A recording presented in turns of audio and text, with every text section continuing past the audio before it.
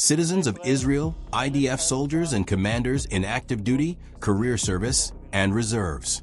I have just concluded a situational assessment and a field tour with the soldiers and commanders operating in the Gaza Strip as part of Operation Gideon's Chariots. In recent days, the IDF has launched a new phase in the ongoing operations in the Gaza Strip. This is a war we did not choose, but one that was forced upon us on the dark day of October 7th, when Hamas attacked the state of Israel with unprecedented brutality. This was not a military assault. It was a horrifying crime against innocent civilians, an act of terror against the state of Israel and against the Jewish people. Since that terrible day, the IDF has been operating with strength and determination in a multi-front war against enemies whose goal is our destruction. We struck Hamas hard, eliminated its senior commanders, dismantled critical terrorist infrastructure, eliminated thousands of terrorists, and delivered painful blows to our enemies on additional fronts. We have paid a heavy price. We have lost some of our best soldiers, our brothers and sisters in arms, who we will never forget. This is the price this generation bears for the freedom of our entire people. Hamas has been severely weakened, but unfortunately, the war against them has not yet been won. Several weeks ago, we resumed our operation in the Gaza Strip with the goal of creating better conditions for the return of our hostages, striking Hamas, and decisively defeating it in the areas where we operated. During the operation, we eliminated hundreds of terrorists, split the Gaza Strip, established operational control of the Morag corridor, cleared terror from the Rafah area, and expanded the buffer zone, thereby strengthening the defense of our communities.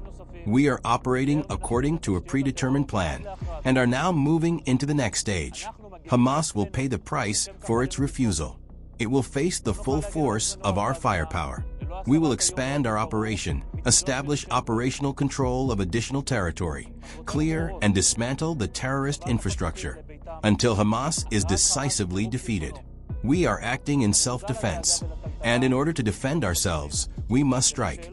We cannot defend ourselves unless we remove the threat clearly and decisively from the other side of the border. Our goals are clear: the return of the hostages to their homes, the decisive defeat of Hamas, and the dismantling of its regime. I am fully aware of the concern and anguish experienced by the families of the hostages, and of the questions raised by the combination of these objectives. It is a complex challenge, but we possess the tools, wisdom, and responsibility to meet it. I, along with every soldier in the IDF, will continue to act tirelessly until all our hostages are brought home. We will seize every possible opportunity. Hamas has one option: to release our hostages. If there is an agreement, the IDF will know how to adjust its operations accordingly. I wish to address the residents of Gaza. We are not the ones who brought this destruction upon you. We are not the ones who started this war. We are not the ones who have deprived you of food, shelter, and money. We do not hide in hospitals or schools. We do not live in luxury hotels while you live in hardship. This is your leadership, the ones holding our hostages. Hamas is responsible for starting the war.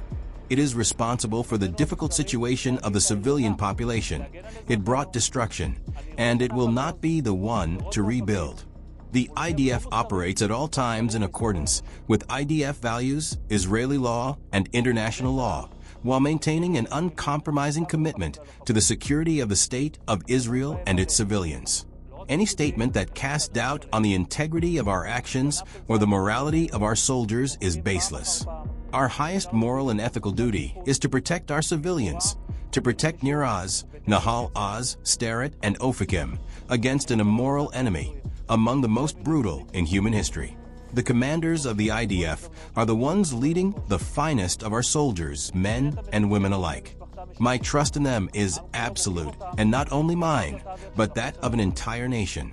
They are the face of the IDF in these moments, and time and again, they prove that it is possible to lead with a sense of mission, with courage, determination, and in accordance with the values of the IDF.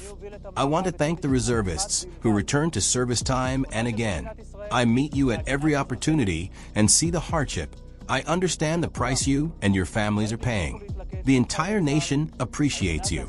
You are the backbone of our national resilience. We are in a long multi-front war, one we did not choose. We are facing a complex and difficult period, but a better time will come at its end.